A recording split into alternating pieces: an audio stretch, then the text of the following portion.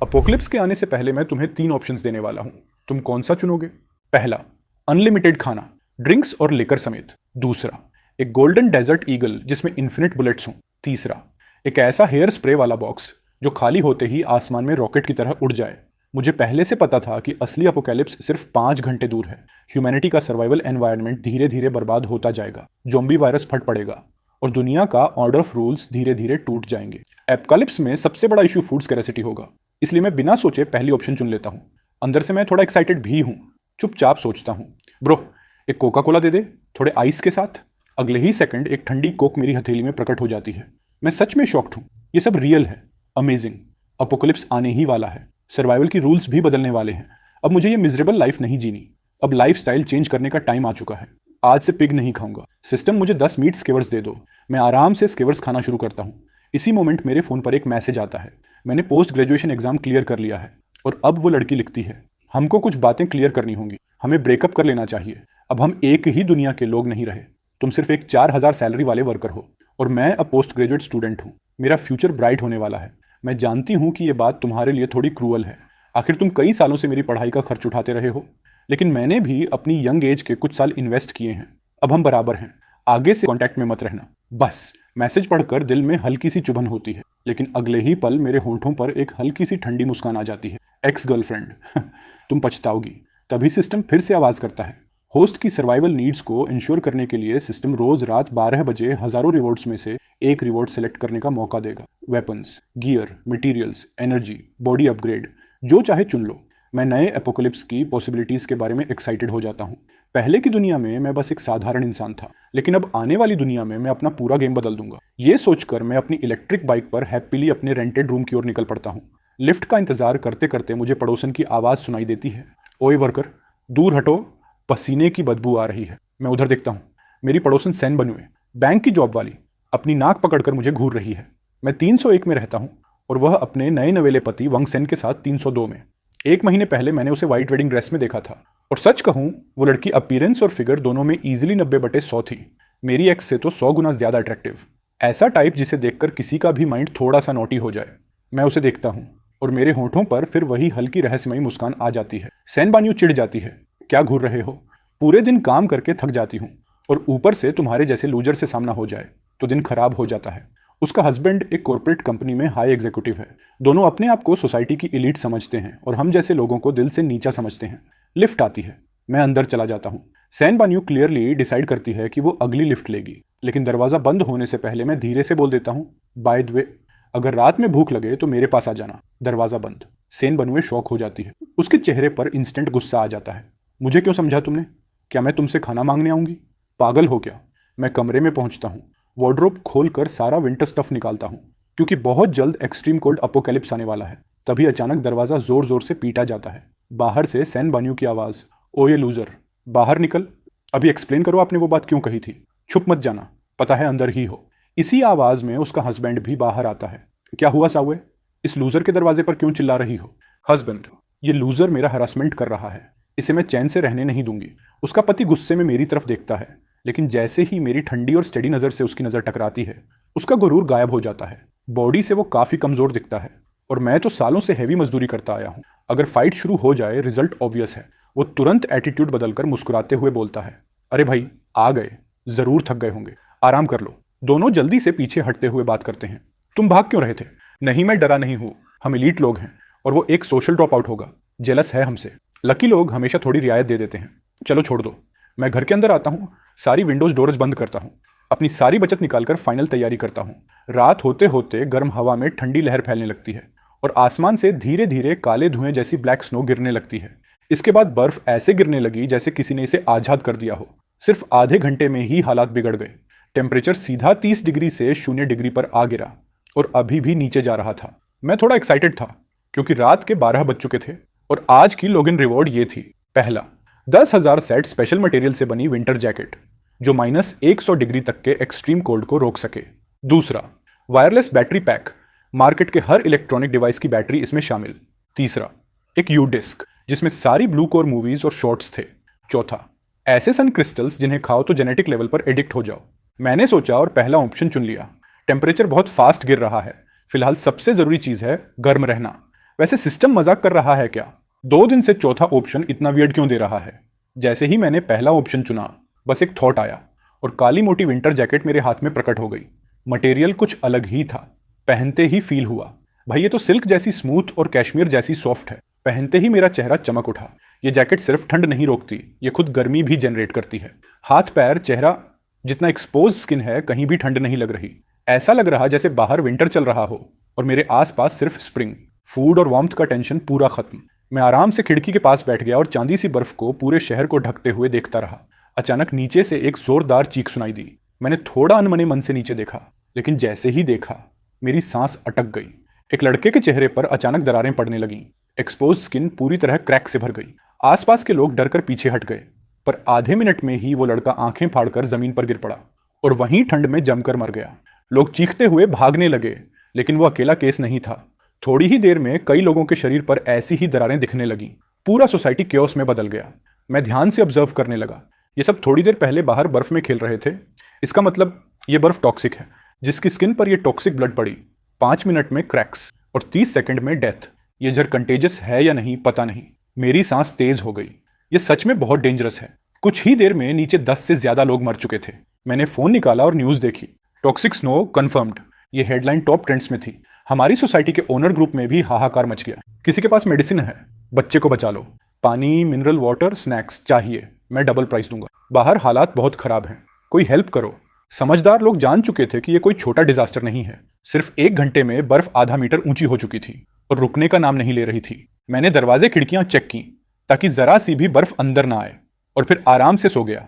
अगली सुबह 8 बजे उठा, खिड़की के पास गया और देखा तो मेरा मुंह खुला रह गया। कल जो बॉडीज दिख रही थीं, वो सब अब बर्फ के नीचे दब चुकी थीं। बर्फ की ऊंचाई अब पहली मंजिल को पार कर चुकी थी। टेम्परेचर गिरकर -30 डिग्री सेल्सियस हो चुका था। सौभाग्य से अभी स्नोफॉल रुकी हुई थी। जैसा सोचा था, पानी, बिजली, गैस सब बंद। ये टॉक्सिक स्नो अपने आप में खतरा थी, ऊपर से अब बिजली भी नहीं। इतने लो टेम्परेचर में लोग कैसे सर्वाइव करेंगे? मुझे कोई टेंशन नहीं थी। मैं घर में बैठकर हॉटपॉट खा रहा था, हॉट ड्रिंक पी रहा था और ग्रुप चैट की हालत देख रहा था। पूरी रात पैनिक के बाद लोग शांत पड़ चुके थे। शायद खून के जहर ने असर किया हो। अब हेल्प मैसेजेस भी कम थे और कोई हेल्प करने वाला नहीं था। पूरा दिन मैं घर से बाहर नहीं निकला। रात 12 बजे नई रिवॉर्ड आ गई। चौथा ऑप्शन हमेशा की तरह वियर्ड था। दिल तो गोल्डन डेजर्ट ईगल पर आ गया, पर आखिर में मैंने दूसरा ऑप्शन चुन लिया। लगता है रिवॉर्ड्स रिपीट हो सकती हैं, तो घबराने की जरूरत नहीं। अगली बार गन फिर आई तो सिलेक्ट कर लूंगा। जैसे ही मैंने स्ट्रेंथ अपग्रेड ली, मुझे फील हुआ एक दमदार पावर बॉडी में उठी। मैंने सामने की वुडन स्टोन डाइनिंग टेबल पर मुक्का मारा और उसका कोना टूटकर बिखर गया। 0 pain, 0 damage, pure brute strength. अगले 3 दिन मैं घर में ही रहा। हैवी स्नोफॉल आती जाती रही। बर्फ ऑलमोस्ट मेरे बेड की हाइट तक जमा चुकी थी। मुझे फ्रेशली रोस्टेड गोल्डन चिकन भी रिवॉर्ड में मिला और एक टैलेंट एबिलिटी भी, every shot hits the target. तीसरी रिवॉर्ड में मैंने कांस्टेंट टेम्परेचर ओवन लिया। ये डिवाइस लोटस जैसा है, साइज में बस हथेली भर। इससे हल्की नीली रोशनी निकलती है। न बैटरी चाहिए न फ्यूल, एनर्जी इन्फिनिट। इसका इफेक्ट जहां रख दो वहां 3 मीटर रेडियस तक टेम्परेचर हमेशा 26 डिग्री सेल्सियस रहेगा। पर वॉलस के पार काम नहीं करता, लेकिन मेरे पास तो 10,000 हैं। कुछ भी घर में रखूंगा, पूरा घर गर्म हो जाएगा। मैं बस थोड़ा चुपचाप बैठा रह गया। ये चीजें मेरी थर्मल जैकेट को भी बेकार बना रही हैं। अचानक किसी ने नीचे मैसेज डाला कि गाइस, कोई नीचे अंडरग्राउंड पार्किंग में सप्लाई एक्सचेंज करने आए। सच बोलूं तो ये आइडिया काफी समझदारी वाला था। पार्किंग भले बाहर से कनेक्टेड है, लेकिन एंट्रेंस पर जितनी बर्फ जमी है उसे बाहर निकलना इम्पॉसिबल है। पर हर बिल्डिंग से इमरजेंसी सीढ़ियों से नीचे उतरकर पार्किंग तक पहुंचा जा सकता है। पूरे दिन घर में कैद रहना भी ठीक नहीं, तो मैंने सोचा थोड़ा घूम कर देखता हूं। अंडरग्राउंड पार्किंग में पहुंचते ही देखा पूरा एरिया भीड़ से भरा हुआ है। मैंने अंदाजा लगाया, पूरे रेजिडेंशियल कॉम्प्लेक्स में करीब 14 बिल्डिंग हैं, यानी करीब 2700 लोग। लेकिन यहाँ मुश्किल से 600 लोग मौजूद थे।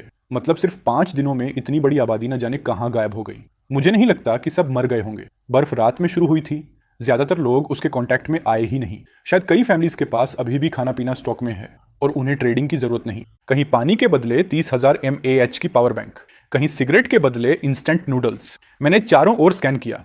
सबको सिर्फ 2 चीजें चाहिए, खाना और पानी। थोड़े लोग दवाइयां मांग रहे थे, क्योंकि टेम्परेचर इतनी तेजी से गिरा है कि आधे लोग ठंड और फ्लू से बेहाल हैं। पानी की बोतलें भी जम गई हैं, पर गर्म पानी से पिघल तो जाएंगी। तभी मेरी नजर हैंग सेन और सेनान्यू पर पड़ी। उनके सामने सोना चांदी का ढेर लगा था। लगता है ये अपनी पूरी दहेज तक बेचने आ गई है। लेकिन यहाँ किसी को गोल्ड सिल्वर से कोई मतलब नहीं। इस दुनिया में अब मनी बराबर यूजलेस। लोग उन्हें इग्नोर कर रहे थे। सेन ने ऊपर देखा मुझे देखा और तिरछी सी स्माइल दी। उसकी आंखों में साफ था कि उसे मेरे लिफ्ट वाले शब्द याद आ गए थे, अगर भूख लगे तो रात में मेरे पास आ जाना। शायद उसे सच में लगा कि मुझे पहले से पता था बर्फ गिरने वाली है। मैं उसे इग्नोर करके आगे बढ़ा। फिर मेरी नज़र एक खूबसूरत लड़की पर पड़ी, किसी सेलिब्रिटी से कम नहीं। वह अकेली एक कोने में बैठी थी, उसके सामने ब्रांडेड पर्स, कॉस्मेटिक्स, लेकिन कोई पूछने वाला नहीं। लोग सिर्फ ये कह रहे थे, पहली जानकारी, खून वाली टॉक्सिन सिर्फ स्किन कांटेक्ट से फैलती है, हवा से नहीं। ये अच्छी खबर थी, वरना कोई वेंटिलेशन भी नहीं करता। दूसरी, कुछ लोग भूख से मजबूर होकर बाहर एक्सपेरिमेंट करने गए थे। रिजल्ट ये निकला कि अगर तुम छाता लेकर जाओ और खून को टच न करो तो तुम उन जगहों पर चल सकते हो जहां बर्फ कम हो। प्रॉब्लम यह है कि अभी रेजिडेंशियल एरिया में बर्फ की गहराई 3 मीटर से ज्यादा है, बाहर निकलना ऑलमोस्ट इम्पॉसिबल। कुछ लोग घर के टूल्स से अपने व्हीकल मॉडिफाई करके बाहर निकलने की बात कर रहे थे। Honestly pure nonsense. इतनी बर्फ में जेसीबी भी फंस जाए, वहां कार क्या करेगी। तीसरी खबर, जिन लोगों को खून की टॉक्सिन लगी है उनकी प्यूपल्स पूरी सफेद हो रही हैं, उनके फ्रोजन चेहरे इतने डरावने लगते हैं कि बस। मैंने सोचा ये वाकई फ्यूचर ज़ॉम्बीज बन सकते हैं, और अगर मौसम गर्म हुआ तो बॉडीज डीफ्रॉस्ट होंगी। फिर इसलिए मैंने मन में ठान लिया, आगे से कोई भी स्ट्रेंथ बूस्ट वाला विकल्प आया बस वही चुनूंगा। जितनी ताकत उतनी सर्वाइवल चांस। तभी वही लड़की लिंस्यू मेरे पास आई। ग्वापो, ये ब्रांडेड बैग्स हैं, हजारों डॉलर के, थोड़ा खाना दे दो ना इनके बदले। मैंने कहा, इन चीजों की यहां कोई वैल्यू नहीं, कुछ प्रैक्टिकल ला सकती हो। उसका चेहरा गिर गया।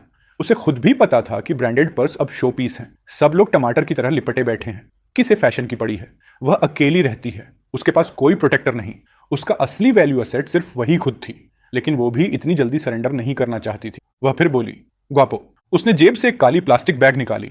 मैंने खोला और सच में स्पीचलेस हो गया। अंदर भरे थे लंबे छोटे सिल्क, नेट, हर तरह के महिलाओं के स्टॉकिंग्स, और वो भी यूज किए हुए। और वो मुझे गुआपो बुलाकर समझ रही थी कि मैं कोई लूजर हूं जो ये चीजें लेकर खुश हो जाऊंगा। वह झुककर बोली, यूज्ड हैं, वॉश भी नहीं किए, समझदार हो ना। मैंने बैग वापस पकड़ा दिया। मुझे फालतू एक्सचेंज की जरूरत नहीं थी, मैं तो बड़े शिकार के लिए फिशिंग लाइन फेंक रहा था। मैंने जेब से एक ब्रेड बाहर निकाली और उसके सामने कहा, अगर सच में खाना है तो मेरे घर आ जाओ, हम दोनों एडल्ट हैं। समझ रही हो मैं क्या कह रहा हूं। वह वहीं खड़ी दांत भींचती रह गई। प्री अपोकैलिप्स वर्ल्ड में वह मेरे जैसे बंदे को घूरना भी पसंद न करती, पर अब उसके पास कोई और चारा नहीं। मेरे पास खाना था। मैं आगे बढ़ गया। करीब 2 मिनट घूमने के बाद अचानक इमरजेंसी एग्जिट का दरवाजा धड़ाम से खुला और वहां से 3 पहाड़ जैसे आदमी बाहर भागे, हर किसी के हाथ में किचन वाले बड़े चाकू। सैनब्याओ, जो इस पूरे गैंग का लीडर था, उसके चेहरे पर इतनी मोटी मोटी परतें थीं कि एक नजर में ही लगता था कि यह बंदा हार्डकोर क्रिमिनल है। भाइयों, छीन लो। बोलते ही वो सबसे आगे दौड़ पड़ा और सबसे पास वाले स्टॉल पर टूट पड़ा। उस स्टॉल की मालकिन करीब 70 साल की बूढ़ी औरत थी। उसके पास सिर्फ एक डिब्बा था, बुजुर्गों वाला मिल्क पाउडर। यही उसकी आखिरी उम्मीद थी खाने के बदले में कुछ पाने की। लेकिन सनब्याओ ने बिना सोचे समझे वो डिब्बा छीन लिया। बूढ़ी ने उसका हाथ पकड़कर अपनी चीज वापस लेने की कोशिश की, लेकिन सनब्याओ की आंखों में ठंडापन चमका। उसने किचन वाला चाकू उठाया और बिना किसी दया के वार कर दिया। बूढ़ी वहीं धड़ाम से गिर पड़ी, बिल्कुल बेबस। ये आदमी लोगों को मार रहा है, किसी ने चिल्लाया और पल भर में सब लोग जान बचाने के लिए भागने लगे। मैं जरा भी नहीं डरा। आखिर मैं रोज चेक इन करके रिवॉर्ड्स लेता हूं और पिछले 2 दिन से मैंने फिजिकल स्ट्रेंथनिंग चुना हुआ है। ये तीनों लौंडे मेरे सामने कुछ नहीं है, लेकिन फिर भी मैं किसी और की लड़ाई में दखल देने नहीं वाला था। भीड़ के साथ साथ मैं भी डिस्को वाली तरफ धीरे धीरे चल ही रहा था कि तभी लगा, कई दिनों बाद आखिरकार ऑर्डर टूट चुका है। जब बात सर्वाइवल पर आती है ना, तो इंसानियत का हर चमकता टुकड़ा मिट्टी में मिल जाता है। और आज की ये लूट, ये तो बस शुरुआत है केओस की। काय देख रहे हो? For me, snatch everything, move. सनब्याओ की दहाड़ पर उसके 2 चमचे भी खून खराबे पर उतर आए। ये देखकर लिन्यू घबराकर अपनी बिल्डिंग की तरफ भागी। जमीन पर पड़ा उसका ब्रांडेड बैग भी उठाने का टाइम नहीं मिला, और वो ये तक नहीं देख पाई कि उसकी आईडी कार्ड भी गिर चुकी है। हंग सैनवे को घसीटकर भाग रहा था। पूरी भीड़ भगदड़ में थी। ये ओवरलव्ड कपल भी जल्द ही गिर पड़ा। पति सैन्यू डर के मारे कांप रहा था। टांगों में ताकत ही नहीं बची थी उठने की। वाइफ, जल्दी उठो। हैंग ने उसे उठाने की कोशिश की, लेकिन वो खुद भूखी थी और उठ ही नहीं पा रही थी। और दूर से सनब्याओ चाकू लेकर उनकी तरफ बढ़ रहा था। हंग ने तुरंत कहा, वाइफ रुको, I will bring someone for help. और ये बोलकर वो पीछे मुड़कर भी नहीं देखा और भाग गया। सैनबैन दंग थी। उसने कभी सोचा भी नहीं था कि उसका नया नया पति उसे यूं छोड़कर भाग जाएगा। सनब्याओ उनकी तरफ दनाता हुआ आ रहा था और वो डर से रो पड़ी। मैंने आगे बढ़कर उसे उठाया। सनब्याओ गुर्राया, ये मेरी शिकार है, ऐसे गायब नहीं हो सकती। मेरी मजबूत बाहें महसूस होते ही सैन्यू को एहसास हुआ कि उसकी जान मैंने बचाई है। वो दिल से बहुत ज्यादा शेखन थी। उधर सनब्याओ और उसके साथी लगातार हमला जारी रखे हुए थे। जब पूरा अंडरग्राउंड पार्किंग खाली हो गया, तभी तीनों ने मारकाट बंद की। फिर उनके दो साथी पार्किंग में इधर उधर घूमकर चीजें उठाने लगे। लोगों ने डर के मारे सब छोड़ दिया था और इन्हें भर भर कर खाना मिल गया। सान ब्याओ बोला, ये खाना तो कुछ दिन निकाल देगा, लेकिन आगे मुश्किल होगा। लोग अब अपने दरवाजे बंद रखेंगे। अगर दोबारा खाना चाहिए तो मजबूरन दरवाजे तोड़ने पड़ेंगे। बॉस, कुछ ढांसू चीज मिली है। ये किसी लड़की की आईडी है। सच बताऊं, असली फोटो में कोई फिल्टर नहीं होता। ये तो कमाल की फर्स्ट क्लास ब्यूटी लगती है। अगर इसे पकड़ लें तो मजा आ जाएगा, आपको भी हिस्सा मिलेगा। लेकिन पहले खाना ले चलते हैं। मैंने सैन्यू को उसके बिल्डिंग तक पहुंचाया और इमरजेंसी एग्जिट का दरवाजा ब्लॉक किया। फिर अपने फ्लोर पर लौटा। उसने अपनी दरवाजा देखते ही ताकत जुटाई और धड़ाधड़ पीटने लगी। वेन वंगेन, डोर खोलो। तुम कायर हो, अपनी वाइफ को छोड़कर भागे हो और खुद घर में छुपे हो। शर्म नहीं आती? आवाज इतनी तेज और पागलपन से भरी थी कि मजा आ गया। मैं अपनी दरवाजे पर टिककर पूरा तमाशा देखने लगा। अंदर डरा कंपाता वांग सेन पी फोल से झांका। जब उसने देखा कि बाहर सिर्फ उसकी वाइफ और मैं हूं, तब जाकर वो हिम्मत करके दरवाजा खोला। बेन्यू, तुम ठीक हो ना? अंदर आओ जल्दी, वरना वो लोग वापस आ जाएंगे। बन्युए फट पड़ी। शादी से पहले तो बहुत मर्द बनते थे, लव फॉर एवर बोलते थे। डेंजर मिला तो वाइफ को छोड़कर भाग गए। मैं अंधी थी जो तुमसे शादी कर ली। मैं किनारे खड़ा ये पूरा सीन एंजॉय कर रहा था और ये देखकर वांग सेन का चेहरा और भद्दा हो गया। वो बोला, नहीं बन्यू, मैं डर नहीं रहा था। मैं तो हेल्प लेने गया था, पर कोई मिलने को तैयार ही नहीं था। इसलिए टूल्स लेने वापस आया था ताकि तुम्हें बचा सकूं। तुम मानो प्लीज। तो फिर दरवाजा बंद क्यों कर दिया था? इस सवाल का कोई जवाब उसके पास नहीं था। बेन्युए रोते झीकते बोली, घर का सारा खाना पीना खत्म हो गया है। अभी अभी मेरा मिरर ब्रेसलेट भी खो गया। मैं क्या करूं? मैं अभी भी यंग हूं। मैं तुम्हारे साथ भूख से मरना नहीं चाहती। और रोना शुरू कर दिया। इस वक्त सैन्यू पूरी तरह लाचार थी। वांग सेन भी उतना ही बेबस था। सोसाइटी में खुद को बड़ी एलाइट क्लास समझता था। सालाना लाखों कमाता था, लेकिन इस हालात के सामने उसकी औकात साफ दिख रही थी। अचानक उसकी नजर मेरी तरफ गई। मैं जो एक कोने में खड़ा मुस्कुराते हुए पूरा सीन एंजॉय कर रहा था। उसी वक्त उसे एहसास हुआ कि कुछ तो गड़बड़ है। ये लड़का दिखने में सही ठाक लग रहा है। चेहरा भी फ्रेश है। इसे बिल्कुल भूख नहीं लगी। वांग सेन हिचकिचाते हुए बोला, भाई तुम्हारे घर में खाना है क्या? हाँ, और काफी है। ग्रेट। क्या थोड़ा हमारे साथ शेयर करोगे? Naturally no. मैंने जेब से एक ठंडी ड्रिंक निकाली, एक घूंट लिया और कड़क आवाज के साथ कैन खोली। हेवनली सोल्जर वाला साउंड आया। ऊपर से ड्रिंक आइस कोल्ड थी। मजा आ गया। वांग सेन और उसकी बीवी की आंखें गुस्से से बाहर आने वाली थीं। उन्हें देखकर मैं अंदर ही अंदर हंसा। कभी भी एक गरीब दिखने वाले लड़के को अंडर एस्टिमेट मत करो, वरना बाद में पकड़ में भी नहीं आओगे। वांग सेन ने गोल गोल मुस्कुराहट डाली। हम पड़ोसी हैं। जैसा कहते हैं, near by neighbour is better than far away relative. तुम थोड़ा खाना दे दो, बदले में जब स्थिति ठीक हो जाएगी तो मैं तुम्हें अपनी कंपनी में जॉब दिलवा दूंगा। 6000 पर मंथ, चलो 8000 ही सही। मैं हंस पड़ा। ये आदमी अभी भी प्री एपोकलिप्स माइंडसेट में जी रहा है। मैंने एक क्रिस्पी फ्राइड चिकन का बड़ा सा पीस निकाला और खाना शुरू किया। वांग सेन और उसकी बीवी की आंखें उसी चिकन पर टिकी रह गईं। सैन्यू धीमी आवाज में बोली, प्लीज, हम पैसे देकर खरीद लेंगे। टाइम बदल चुके हैं। अभी भी समझ नहीं आया तुम्हें दोनों को? वांग सेन ने पूछा। तो फिर क्या चाहिए तुम्हें? किस बात पर तुम खाना शेयर करोगे? मैंने आंखें थोड़ी सिकोड़ कर सैन्यू को देखा और हल्की मुस्कान दी। सिंपल है। मेरा घर पिछले कुछ दिनों से थोड़ा मैसी है। मुझे एक औरत चाहिए जो साफ सफाई कर दे। तुम्हारी पत्नी मेरी मेड बन सकती है। रोज सुबह 8 बजे से रात 8 बजे तक मेरा घर साफ खाना पीना सर्व करे। सैलरी? उसे मैं दिन में 3 टाइम खाना दूंगा और घर जाते वक्त एक ब्रेड का स्लाइस और एक पानी की बोतल लेकर जा सकती है। डील कैसा है? सैन्यू का चेहरा लाल हो गया। वह गुस्से से बोली, तुम हद कर रहे हो। मैं तुम्हारा घर क्यों साफ करूं? मैं एक एलाइट सोशल लेडी हूं और तुम एक डिलीवरी बॉय। मेड बनूं? Are you kidding me? मैं बोला, तो रहने दो, कोई इशू नहीं। और मैंने अपनी डोर बंद कर दी।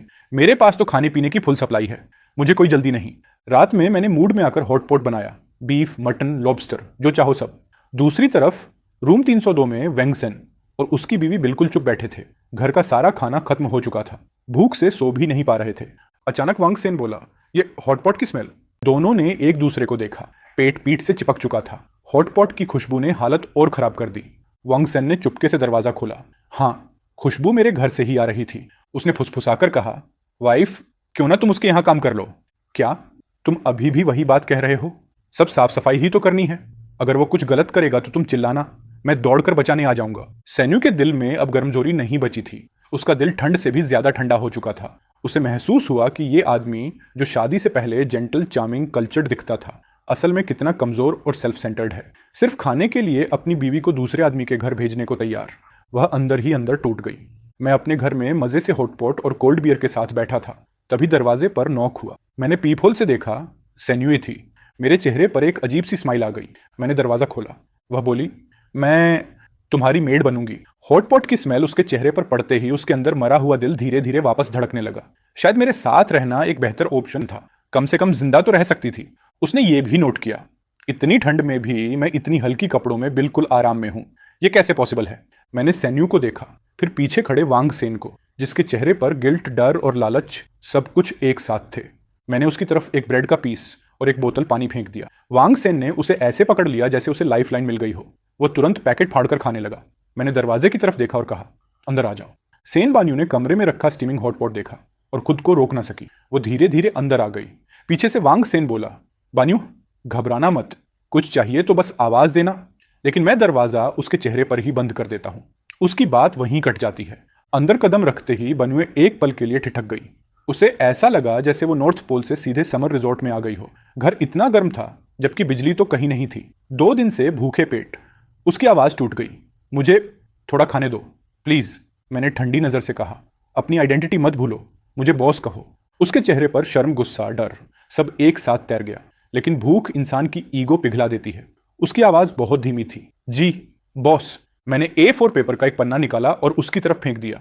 ये हैं काम के रूल्स, ठीक से फॉलो करना। उसने पेपर उठाया और पढ़ते ही उसकी आंखें फैल गईं। इसमें साफ लिखा था, घर में काम करते वक्त एक फिक्स्ड यूनिफॉर्म पहननी होगी। बॉस की बात फाइनल होती है, कोई बहस अलाउड नहीं। बॉस घर आए तो हर बार रिस्पेक्ट के साथ ग्रीट करना होगा। वो कांप उठी, ये बहुत ज्यादा है, मैं वापस जाना चाहती हूँ। मैंने ठंडी निगाहों से उसे देखा। मैंने सिर्फ इतना कहा, सोच लो, बाहर फिर से वही जमाने वाला ठंड, भूख और वो हस्बैंड जो तुम्हें छोड़ चुका है। वो दरवाजे तक गई, लेकिन जैसे ही गर्म कमरे की बाउंड्री पार की, बाहर का ठंडा झोंका उसके सीने में चुभ गया। वो वहीं रुक गई, वापस मुड़ी, फिर हल्के कांपते घुटनों के साथ नीचे बैठ गई। बॉस, आई एम सॉरी, मैं रूल्स फॉलो करूंगी। उसकी आवाज टूट चुकी थी, लेकिन सर्वाइवल हर डर से बड़ा होता है। रात को मैंने खाना खाया, थोड़ी सी हॉटपॉट बची रहने दी। उसे बाथरूम में वार्म वाटर दे दिया ताकि वो आराम से नहा सके। मैं वापस सोफे पर बैठा और कहा, अब ये असली जिंदगी है, आराम, सुरक्षा, गर्मी सब यहाँ है। बैन्यू ने चुपचाप बची हुई हॉटपॉट खाई और पहली बार उसे पेट भरने का एहसास हुआ। उसके अंदर जो रेजिस्टेंस था वो भी धीरे धीरे खत्म होने लगा। वो रूल्स फॉलो करते हुए घर साफ करने लगी, फिर काम पूरा करके सोफे पर ही सो गई। उसके चेहरे पर पहली बार शांति थी। रात के बीच सिस्टम रिवॉर्ड मिला। इस बार एक नई चीज अनलॉक हुई, मेड लेवल सिस्टम।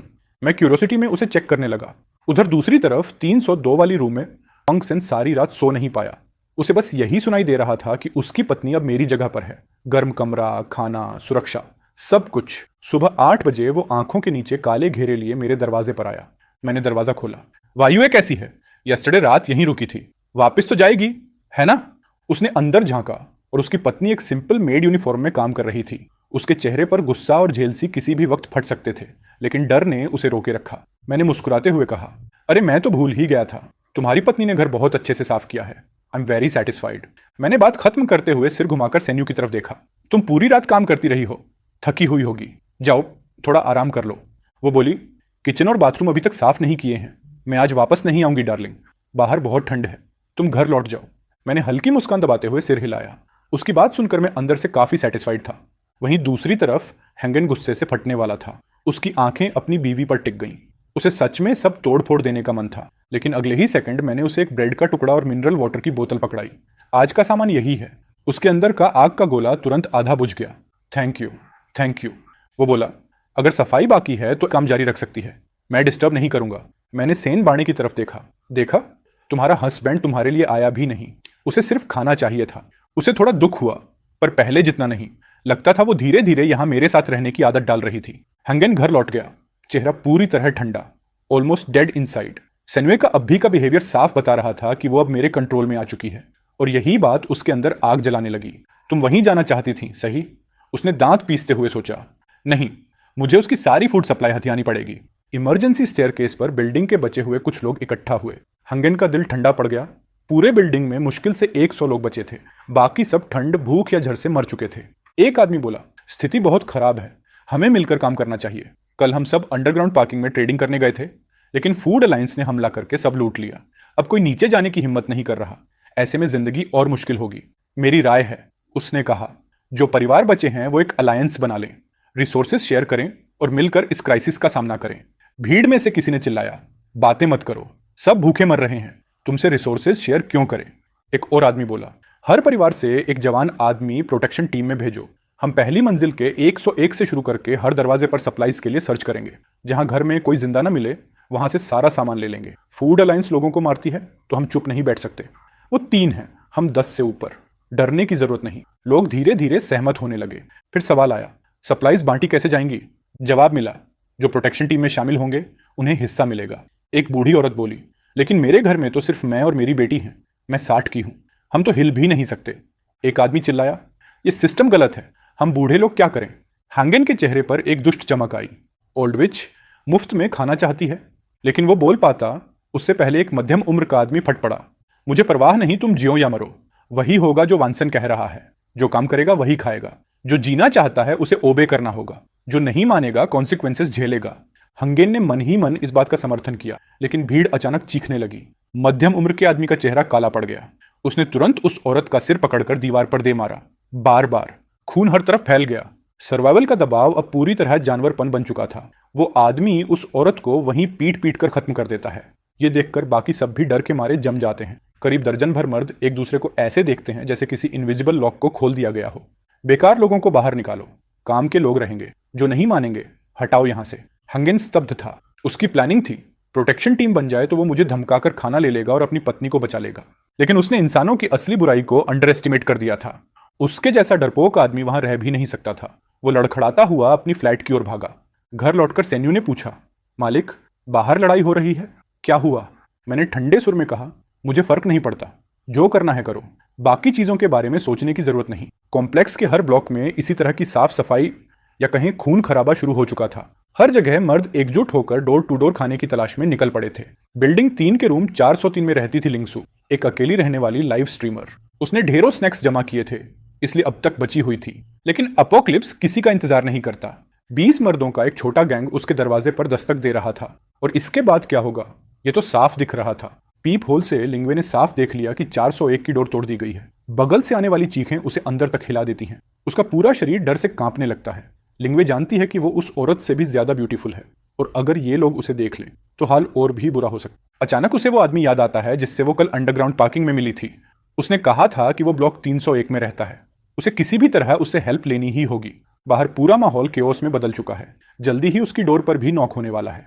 वो भागकर बैल्कनी पर आती है। आज बर्फ नहीं गिर रही थी, ये उसके लिए राहत की बात थी। वो विंडो की जमी हुई बर्फ हटाती है, शीशा खोलती है और बाहर झांक। ब्लॉक 3 और जिस बिल्डिंग में मैं था उनके बीच हार्डली 20 मीटर का गैप था। विंडो से बालकनी साफ दिखाई दे रहा था।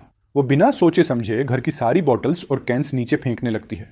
उसका प्लान था कि किसी तरह मेरा ध्यान अट्रैक्ट हो जाए, पर उसकी एम बहुत खराब थी। कई बार फेंकने के बाद भी एक बार भी हिट नहीं हुआ। एंग्जाइटी बढ़ती जा रही थी। आखिरकार स्किन केयर वाली एक बॉटल मेरे विंडो के पास जाकर टकराई। ग्लास नहीं टूटा, लेकिन जोर का थड़ हुआ। मैं जो सेनबनुए को मेड की ट्रेनिंग दे रहा था बैल्कनी पर आया और नीचे देखा। वहां लिंग हाथ हिलाते हुए खड़ी थी, डर से ऑलमोस्ट रोते हुए। प्लीज सेव मी, ये लोग अंदर घुसने वाले हैं। उधर 401 में बैठे आदमी को भी महिला की आवाज सुनाई देती है। सोफा पर बैठा बल्कि आदमी, जिसका नाम जेंड दाहुन था, जो ब्लॉक 3 का सेल्फ डिक्लेयर्ड लीडर था, तुरंत उठता है। सिगरेट मुंह में दबाए हुए वो आवाज की दिशा में देखता है। बॉस, ये आवाज 403 से आई है, वहां एक औरत रहती है। दाहुन हाथ हिलाकर अपने लोगों को 403 की तरफ ले जाता है। कुछ ही देर में दरवाजे पर जोर जोर से पाउंडिंग शुरू हो जाता है। लिंगी और डर जाती है और बैल्कनी से मेरी तरफ चिल्लाती है, please save me, they are coming, I will do anything. मैं आर्म्स फोल्ड करके हंसी दबाते हुए कहता हूं, सेव तुम्हें कर दूं, लेकिन तुम्हें पता है उसकी कीमत क्या होगी। लिंगे की आंखें भर आती हैं, कांपती आवाज में बोलती है, बस मुझे बचा लो, मैं तुम्हारी गर्लफ्रेंड बन जाऊंगी। मैं हल्के से सिर हिलाता हूं, गर्लफ्रेंड की जरूरत नहीं है। और तभी सेन्यू, जो मेड वाला स्पेशल आउटफिट पहने हुए थी, धीरे धीरे मेरे पास आती है। लिंगू उसे देखकर शौक में जम जाती है। उसके चेहरे पर साफ लिखा था, ये बंदा नॉर्मल नहीं है, ये कुछ और लेवल पर है। मैं सेन्यू के बालों पर हाथ फेरता हूं और लिंगू की तरफ देखता हूं। आई कैन सेव यू, लेकिन प्राइस वही होगा जो उसने दिया है। उधर 403 की डोर आखिरकार टूट जाती है। जैन डहुन और उसके लोग अंदर घुसते हैं और बैल्कनी पर खड़ी लिंगुए को देखते ही उनके आंखों में लालच चमक उठता है। कोई आगे मत बढ़े, दाहुन कहता है। रिलैक्स गर्ल, हम सब तुम्हारा ख्याल रखेंगे। लिंगे आंसू रोकते हुए कहती है, आई डू एनीथिंग, बस मुझे जिंदा रहने दो। अगर मुझे ये लोग पकड़ गए तो पता नहीं कितनों के हाथ हों। लेकिन तभी दाहुन की नजर दूसरी तरफ जाती है। सामने वाली बिल्डिंग की विंडो में मैं खड़ा था और अगले ही सेकंड मैं विंडो से कूद चुका था। 20 मीटर का गैप क्रॉस करते हुए सीधे 403 के बैल्कनी पर लैंड करता हूं। जैन डाहुन के चेहरे पर डिसबिलीफ जम जाता है। मेरे लैंडिंग से उठी हवा अभी बैठी भी नहीं थी कि मैं सीधे उसके चेहरे के सामने आ चुका था। मेरे शूज का साइज 44 वाला भारी किक सीधा उसकी फेस पर लगता है और वो पीछे की तरफ गिरते हुए अपने आदमियों पर जा धम्म से गिरता है। मैं खुद भी थोड़ा हैरान होता हूँ। लेवल 6 वाली स्ट्रेंथ, डेमन, ये तो बहुत ओपी है। दाहुन मुश्किल से उठता है, डर भी रहा था, लेकिन उसके पास 20 लोग थे, सब हाथों में नाइव्स लिए खड़े थे। इससे उसे थोड़ी हिम्मत मिलती है। हीरो बन रहा है, देख कितने लोग हैं मेरे पास, मारो इसे। उसके आदेश पर सब लोग आगे बढ़ते हैं। मैं हल्की सी मुस्कान देता हूँ। परफेक्ट। अब देखते हैं मेरी डिस्ट्रक्टिव पावर कितनी बड़ी है। मैंने किसी वेपन की जरूरत नहीं समझी। पहला पंच मैंने सामने वाले आदमी को मारा। इंपैक्ट इतना सॉलिड था कि वो यहीं खत्म हो गया। मैं डिटेल में नहीं जाऊंगा, बस इतना कि बाकी सभी के कदम वहीं रुक गए। सब शोक में फ्रीज। लिंगे के चेहरे पर गर्म छींटे पड़े और वो वहीं बेहोश हो गई। मैं भी अपने हाथ को देखकर हैरान था। मैं नीचे पड़ा किचन नाइफ उठाता हूँ और बाकी लोगों की तरफ कामली देखता हूँ। चलो बॉयज, अब वेस्ट की सैर पर ले चलता हूँ। बाकी लोग डर से चिल्लाते हुए डोर की तरफ भागते हैं। 20 लोग एक छोटे से दरवाजे में फंस जाते हैं। दाहुन सबसे आगे निकलने की कोशिश करता है। मैं शांत चेहरा रखते हुए बस इतना कहता हूँ, रनिंग वोंट हेल्प, और फिर मैं आगे बढ़ता हूँ। बस इतना कि दुश्मन भागने की कोशिश करते हैं और उनका पूरा ग्रुप बिखर जाता है। कुछ ही देर में 403 का कमरा एक वॉरजोन की तरह बिखर चुका था और माहौल पूरी तरह शांत। आधी ही पॉपुलेशन बच पाई थी। मैं 403 से बाहर निकला। पूरा हॉलवे खाली था, तो मैंने वो टूटा फूटा किचन नाइफ फेंक दिया। 401 का दरवाजा पूरा खुला पड़ा था। अंदर वो औरत जो मरने ही वाली थी, घिसटते हुए दरवाजे तक पहुंचने की कोशिश कर रही थी। उसने बड़ी मुश्किल से मुझसे मदद मांगी। मैंने अंदर झांका। ये औरत दिखने में एवरेज ब्यूटी थी, उम्र शायद 30 से 40 के बीच। अगर ये दुनिया तबाह ना हुई होती तो शायद अभी भी अच्छी लगती, लेकिन अब उसका टाइम खत्म था। शायद आखिरी होश में थी। मेरी बेटी को बचा लो। उसने उम्मीद से मेरी तरफ देखा। मैंने ठंडे मन से कहा, नॉट इंटरेस्टेड। ये बोलकर मैं मुड़ने लगा। उसकी आंखों की रोशनी धीरे धीरे बुझने लगी। सिर जमीन पर गिरा। उसकी लाइफ फेड होते होते उसने कुछ ऐसे शब्द बोले कि मेरे कदम रुक गए। हाई चेन से रिजॉल्व हो सकता है। बात पूरी करने से पहले ही उसने आखिरी सांस ले ली। University of science and technology of हियनचेन। मैंने आंखें थोड़ा सिकोड़ लीं। ये बात मेरे लिए इंटरेस्टिंग थी, क्योंकि मेरी एक्स गर्लफ्रेंड जो यूफे भी इसी यूनिवर्सिटी की थी। मैंने लाश को देखा, हल्का सा सांस छोड़ा और उसके घर में घुस गया। उसका पति पहले ही फर्श पर गिरा पड़ा था। आंखें खुली, यकीन के बाहर। मैंने घर में एक फैमिली फोटो ढूंढी। तस्वीर देखते ही मेरी नजर चमक गई। उनकी बेटी काफी खूबसूरत थी। उस लड़की में साफ साफ यूथ वाइब था। हंसते समय क्यूट से डिंपल। मैं अंदाजा लगा सकता था कि वो स्टार लेवल की ब्यूटी है, शायद सेनमन यूएस से भी ऊपर। एकदम परफेक्ट मेड कैंडिडेट। और हाँ, उसका नाम भी पता चल गया, चेंजुंगसी। उम्र 19, सेकेंड ईयर, कम्युनिकेशन डिपार्टमेंट, हियनचेन यूनिवर्सिटी। मैंने कहा, गुड, वेरी गुड। जब बाहर निकलने लायक ताकत हो जाएगी तो मैं हियनचेन यूनिवर्सिटी जाऊंगा। उम्मीद है वो अभी भी जिंदा हो। और याओ यूफेई, तुम भी मरना मत। मैंने चेन युंगसी की फोटो जेब में रखी और 403 वापस आकर लिंसू को जगाया। वो उनींदी आंखों से उठी और उसने मुझे खून में लथपथ और घर को एकदम हेल जैसा देखा। उसने चीखने की कोशिश की, पर मैंने एक थप्पड़ लगा दिया। क्यों चिल्लाती हो, सो अनोइंग। लिंसू होश में आई, डर से कांप रही थी। चलो मेरे साथ आओ। मैं उठकर बाहर निकल गया। वो लाशों से भरे कमरे को देखकर उल्टी करने जैसी हालत में थी। पैर कांप रहे थे, लेकिन मैं आगे बढ़ चुका था, तो वो डर के मारे रेंगते रेंगते बाहर आई। अब यहाँ टिकना नामुमकिन था। उसे मेरे पीछे ही आना पड़ा। मैं इस बार खिड़की नहीं कूदा, आराम से सीढ़ियां उतर रहा था, क्योंकि प्लान था कि वापस अंडरग्राउंड पार्किंग जाना है। लिंसू नीचे आई और उसने 401 की महिला की लाश भी देखी। उसे थोड़ा दुख हुआ। इस तबाह दुनिया में औरत की किस्मत दो ही चीज होती है, या तो किसी स्ट्रांग आदमी की प्रोटेक्शन, या फिर कई मर्दों द्वारा शिकार बनना। इसके अलावा कोई तीसरा रास्ता नहीं। डिग्निटी, मोरलिटी, प्योरिटी, ये सब पावर के सामने जीरो है। उसने महसूस किया कि अगर वो मेरे साथ ना आती तो शायद उसकी हालत भी उसी औरत से बदतर होती। ये सोचते ही उसके भीतर थोड़ी हिम्मत आई और वो तेज कदमों से मेरे पीछे चल पड़ी। हम दोनों अभी अभी अंडरग्राउंड पार्किंग पहुंचे थे कि अचानक आवाजें सुनाई दी। ये लोग तो बड़े स्मार्ट हैं, हर बिल्डिंग में खुद का टीम बना ली है, और हम पुराने लोग खाली हाथ हैं। लियनमैन अपने सिर की चोट पर हाथ रखे गुस्से में था। अभी अभी वो 2 आदमियों के साथ दूसरी बिल्डिंग लूटने गया था, जहां दर्जनों लोगों ने मिलकर उन्हें ऑलमोस्ट मार ही दिया था। वो किसी तरह जान बचाकर लौटा था। अब बाकी बिल्डिंग्स भी अलर्ट हो चुकी थीं। बॉस, अब क्या करें? मुझे क्या पता, हर तरफ से हालात बिगड़ रहे हैं। जानपेन कुछ बोलने ही वाला था कि अचानक फुटस्टेप्स की आवाज आई। मैंने भी उन्हें देख लिया। लिंस पहचानते ही डर के मारे मेरे पीछे छुप गई। पूरे रेजिडेंशियल कॉम्प्लेक्स में कौन नहीं जानता कि ये तीनों कितने खतरनाक हैं। ओए हीरो, बहुत हिम्मत है तुम्हें यहाँ घूमने की। फिर जानपेन की नजर मेरे पीछे छुपी लड़की पर पड़ी। उसकी आंखें चमक उठी। बॉस, ये तो लड़की है। जैकपॉट। तीनों मेरी तरफ बढ़ने लगे। लिंसू घबरा कर टोपी से चेहरा छुपाने लगी। अरे छुपो मत ब्यूटी, फेस दिखाओ। लियनमैन हाथ बढ़ाकर लिंस की ठोड़ी पकड़ने ही वाला था। मैंने बिना एक्सप्रेशन बदले उसका हाथ झटका। अंधे हो? यहां मैं खड़ा हूं। अब जाकर उन्होंने मुझे गौर से देखा। मैं लंबा और फिट था, लेकिन वो लोग मुझे सीरियसली नहीं ले रहे थे। जैनपेन ने मेरे कपड़ों पर लगा खून देखा और हल्का सा भौहें चढ़ाई। उसे थोड़ा शक हुआ लेकिन चुप रहा। चला जा लड़के, आज मूड अच्छा है, तुम्हें मारने का प्लान नहीं है। लड़की को हमें दे दो, तुम्हारी जान बच जाएगी। मैंने राहत की सांस ली। मुझे जल्दी है, अगर मरना है तो सामने आओ, बाद में मत कहना वार्निंग नहीं दी। ये बोलते ही मैंने लाइटनिंग किक मारी। तीनों की हड्डियां टूटने की आवाज़ गूंज उठी। कुछ सेकंड बाद वो जमीन पर तड़प रहे थे, दर्द से चीखते हुए, पसीने में भीगे हुए। लिंसू की आंखों में लिटरली चमक आ गई। ये आदमी सच में कमाल है। मैंने पीछे मुड़कर उसे देखा और अपनी जेब से अचानक एक गोल्डन डेजर्ट ईगल निकाली और उसके हाथ में थमा दी। इनको रोक दो, मैंने काम टोन में कहा। लिनू हिल गई। अगर मैं उससे 1 लाख लोगों से भागने को कहता तो शायद वह कर लेती, लेकिन सामने खड़े 3 जिंदा इंसानों पर वार करना उसके लिए एकदम अलग चीज थी। जल्दी करो, अगर तुम्हें मेरे साथ सरवाइव करना है तो खुद को डिफेंड करना सीखना पड़ेगा। मैंने सीधी बात कही और बंदूक उसके हाथ में रख दी। गोल्डन डेजर्ट ईगल थोड़ी भारी थी। ठंडी मेटेलिक फील उसके हाथों में उतर गई और उसी पल उसे समझ आ गया कि यह कोई खिलौना नहीं है, यह रियल है। मैंने उसे शांत होकर समझाया कि बंदूक कैसे पकड़ते हैं, ट्रिगर कहाँ दबाना होता है। दोनों आदमी उसे देखकर हंस पड़े। यह क्या है, टॉय गन? उनमें से एक बोला। स्केयर करने की कोशिश मत करो गर्ल, दूसरे ने कहा। लेकिन लिनुए के अंदर का डर धीरे धीरे गुस्से में बदल गया। मैं उसके कान के पास झुककर बोला, ये लोग दूसरों को चोट पहुंचाते हैं, तुम डिफेंड करने का हक रखती हो। लिनु ने होंठ भींचे, आंखें नम हुईं और फिर उसने ट्रिगर दबाया।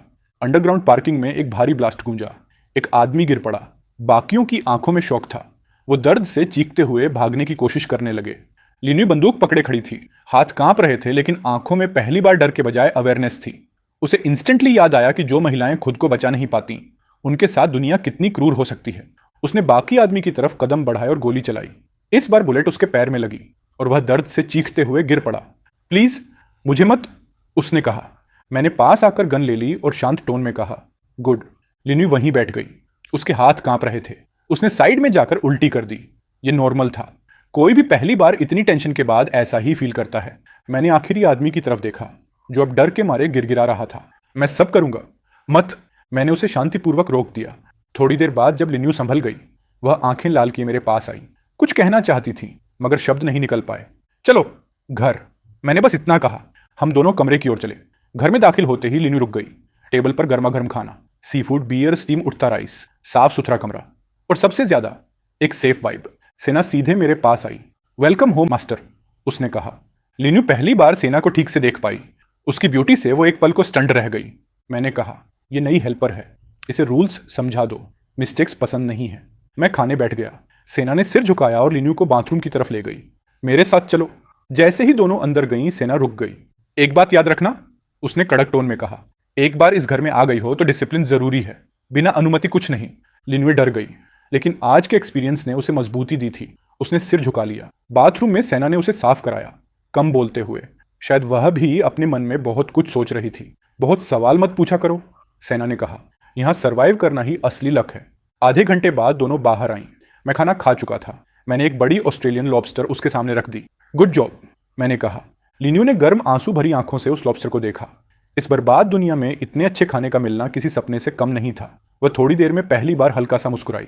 मैंने सिस्टम पैनल में उसके स्टेट्स देखे और संतोष से सिर हिलाया।